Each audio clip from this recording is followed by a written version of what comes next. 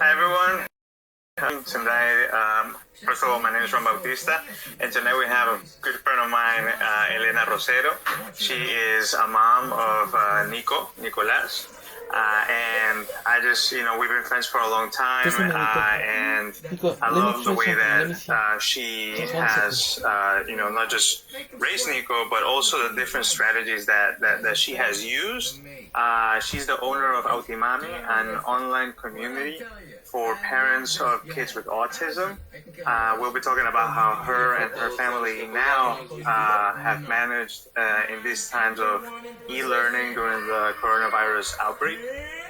So Elena, welcome. Thank you so much for giving me some time to have a chat and for people to learn from your experience, including myself. Hi Ronald, thank you for the invitation, and I'm happy to talk with you today. Oh yeah, thank you so much. First of all, so tell me about you, about Nicolas. How old is he? Where does he go to school? Tell me about you guys.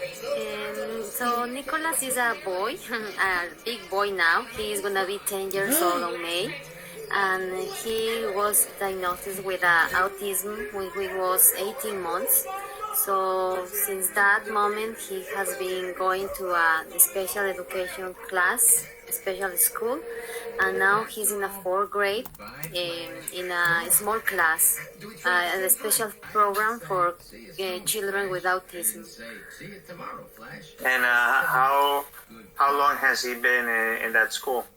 In that school, he is, since he was in kindergarten, when he was like 2 years old, he used to go to a kind of a school just for 3 hours. He used to get an ABA therapy, that is a therapy for behavior, because at that age he was not behaving, he was not talking, so he had a lot of problems in the way that he was behaving. So that school was helping him to control himself, learn rules, the transitions. He was very bad in transitions, like changing one activity to another. So he was in that school. Then we went to a different school when he was in pre-K, and then to this new school that has been there since he was in kindergarten, because now he's in 4th grade. And something that I always found fascinating was your stories, right? What you would tell me, what Marcelo would tell me about Nico, and how he learns in a very specific structure, right? And how that structure enables him to learn and to grasp all this different knowledge that you do. And you have been a very engaged mom, which is why I mentioned to you, I was like, I have to ask you questions about this, because it's a whole different world, right? How it was before the outbreak, when it comes to like class and school and learning, and then now that it's e-learning. So can we start by, what was a typical day when you would, from what time and how Nico would wake up in the morning to going to school, to coming back, to doing homework at home? What was the dynamic like for you and for Nico and for the family? Yeah, so a regular day for him, he woke up like 6 a.m. in the morning, like 6:30 in the morning. So he get ready to go to school. We encourage him to drink green juice in the morning. So before he goes to school and before the bus comes here to pick him up, he drinks juice, and then he leaves around 7:30. And he's coming back from school like 3:30 in the afternoon. So when he comes here, the first thing that we do is he has like a little break. He can play, but at 4 p.m. I have a schedule for him that he has to do homework, that he has to do something that he is learning that day at the school. The school usually sends homework, not too much, but I always try to put more for him because I want him to learn. I know that he can do it, so we do that. So at 5:30 he is free to to play with his toys, or if he wants to watch TV or watch a movie, so he's free. And so that was the routine when he was at school. And also some days he has a therapist outside school, so he has to go to a speech Mondays and Wednesdays. After school? Yes, after school. Okay. So I had to take him those days, and he also he has a school, therapy on Thursdays and Saturdays. So that was the routine. We used to go those days to the therapy. And also on Fridays, he's in a swimming classes. So that was our day with him. So we were very busy. He was busy during the day at school and then at home too. And I'm sure that a lot of parents can relate as well on that end, is trying to keep their kids active and learning, and with a lot of schedules and different activities to do. Now, how have things changed with and Nico? It has been a big change. First, because he is very visual, so he needs somebody to teach him the thing. So at the first week, we didn't have the connection with the teachers. They were just training how to do the remote learning. So it has been difficult for me to help him to learn, because he doesn't want to learn. At the beginning was that, Mommy, why we cannot go to school? Why I have to stay here? This is no school. But then I explained him that now it's going to be a home school, and I had to do something for him so he can see in his room. He has a schedule, because as I told you before, he's very visual, so he needs something to see it. So I was trying to explain him that he cannot go to school, but Mommy is going to be the teacher. So sometimes he called me Miss Mommy. Because he said, yeah, so... And I think with the technology, it has been a little difficult and easy at the same time, because he loves computer. He loves watch videos. So I think that is something that helps him, because he can learn while he's playing. So I found some good websites that he has. If he wants to play, for example, he has to do some math exercise first, and then he can play. So he has to do some additions, and then he can play. So it has been, as I say, difficult in one way, but also I think this for him is not too difficult sometimes when there are videos that he can learn. But for me, teach him, I think all the parents like me, maybe they are struggling how to help them, because they need time to sit down with children, right? They cannot do the homework by themselves in Nico's case. Yeah, and something I like the idea of having, so you have an actual board where you write down the schedule, like from this time to this time we do this, from this time to this time we do that.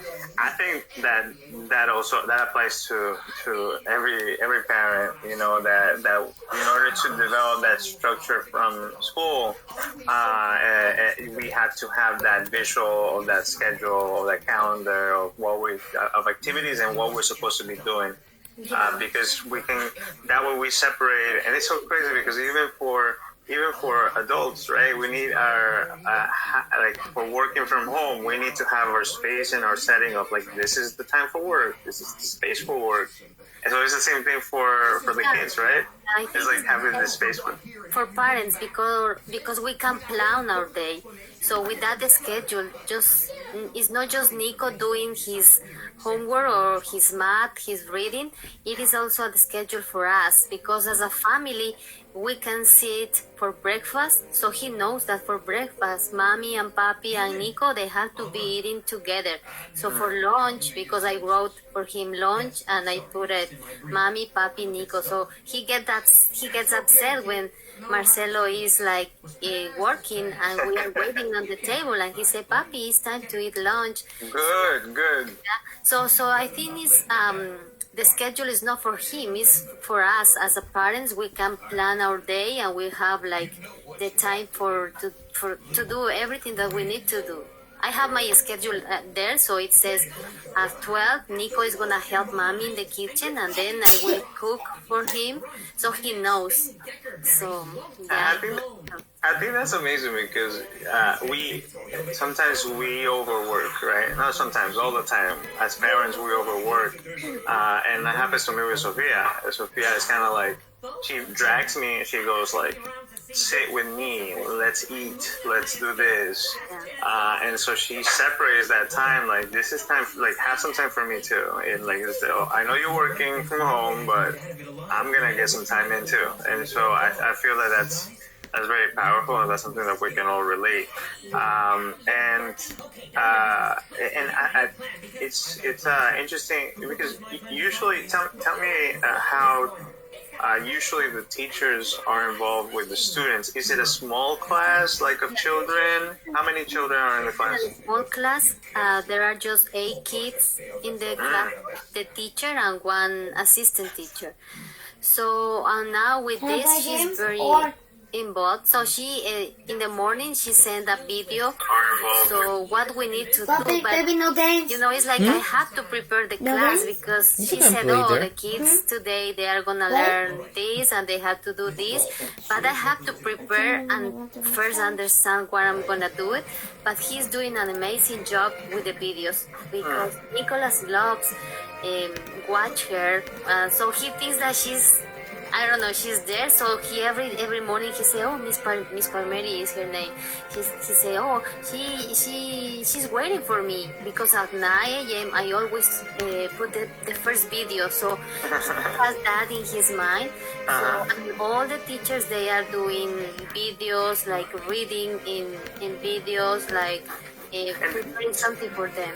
Are they doing live stream, or are they doing video recording and then they send it over to you and the parents? Video recording, because they were trying to do a live, but they couldn't.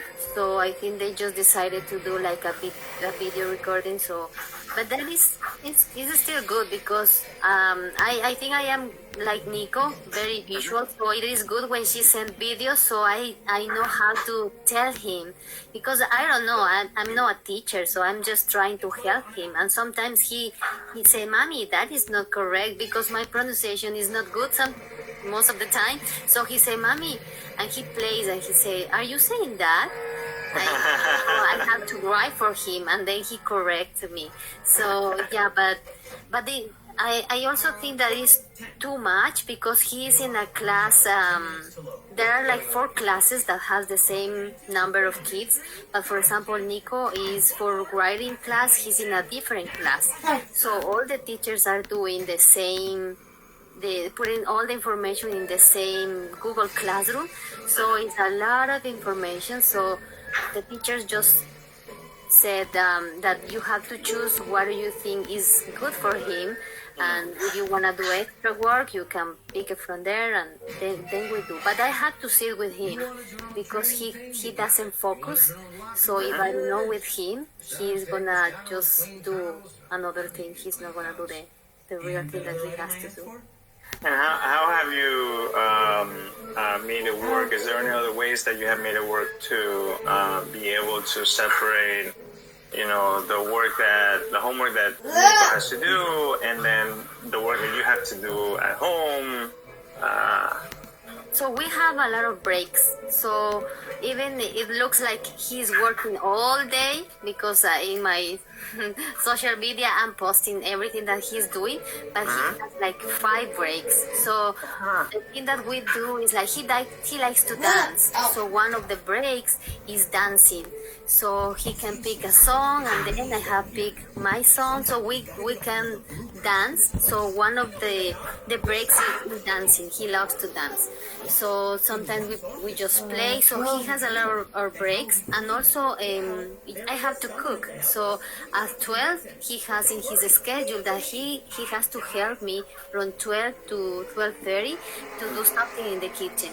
So at that time he wants to eat. So he is the one, if he wants banana juice, he's the one to put everything in the blender. So he's helping me. So if I don't do it at 12, he said, Mommy, it's time for me to help you. So, and then he can, after that he can play or watch TV while I'm cooking. But yeah, and also in the morning we do exercise. In the morning when he woke up, he likes the 7-minute workout videos. So he loves that, yeah. So every time he, at 7:30, he said, "No, Mommy, it's time to do the videos." And he put the videos and he's waiting for me and for Marcelo to do the exercise. Marcelo is also doing the workout? Yes, he's doing some days. Today I think he didn't do it. So Nico was upset. Muy bien, muy bien. Nico has to do that miracle. Get Marcelo to work out every single morning. Yeah, so, and as I told you before we used to eat together, but now it's different because we are eating breakfast, lunch, and at night we are eating together. And before it was not like that. No, it was no every day. So.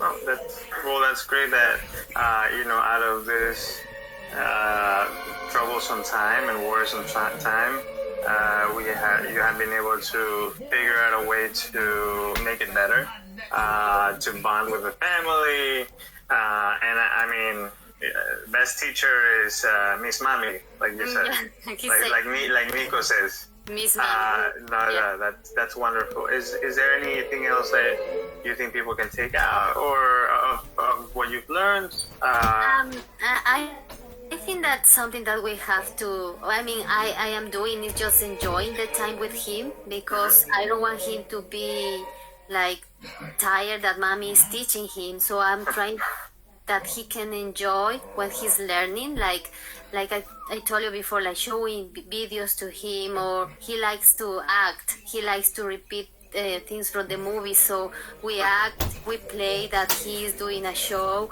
and Marcelo and me, we are sitting, like just letting him do what he wants, because they get tired. So he said that, "Oh, Mommy, I'm tired," so I'm not trying to just push him to learn, but I think we are enjoying the days with him, and we are trying to manage this technology, because yesterday he started doing also teletherapy because he has speech therapy like 4 days a week. So now we start doing that, and that is helping him a lot because he's missing all that routine. So he's asking me why I cannot go to see one of the therapists.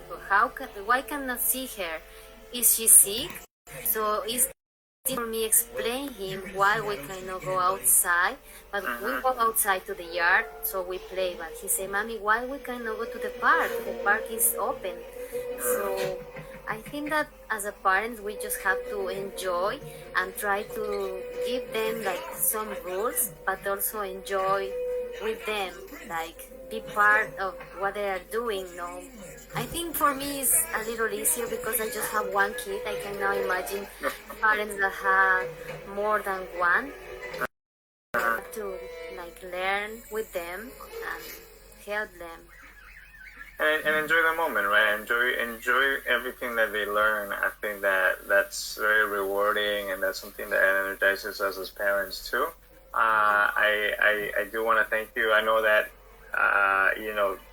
most of the work of the teachers, that's why I asked you about the classroom size, is to be very personal and really cater to that, to very specific. And so by having only eight students, they can really go and work with each individual student like Nico. And because every kid is unique, so every kid has a different kind of learning. So they have different goals. They use an IEP that is a paper all about them, their goals. So she cannot teach, even if just 8 kids, she cannot teach the same to all of them. So she has to plan something for each one because they learn in a different way. They have a different level in writing, reading, so it's not the same. So she has to personalize it for each student. And Yeah. so do you. And good thing you know Nico very well. Yeah. So thank you so much, Elena. I personally learned a lot, and I hope that this your experience also helps other parents as well. Yes, thank you. Thank you for taking me with you. Thank you. Thank you so much, and we'll talk soon. Okay, thank you. Bye. Thanks.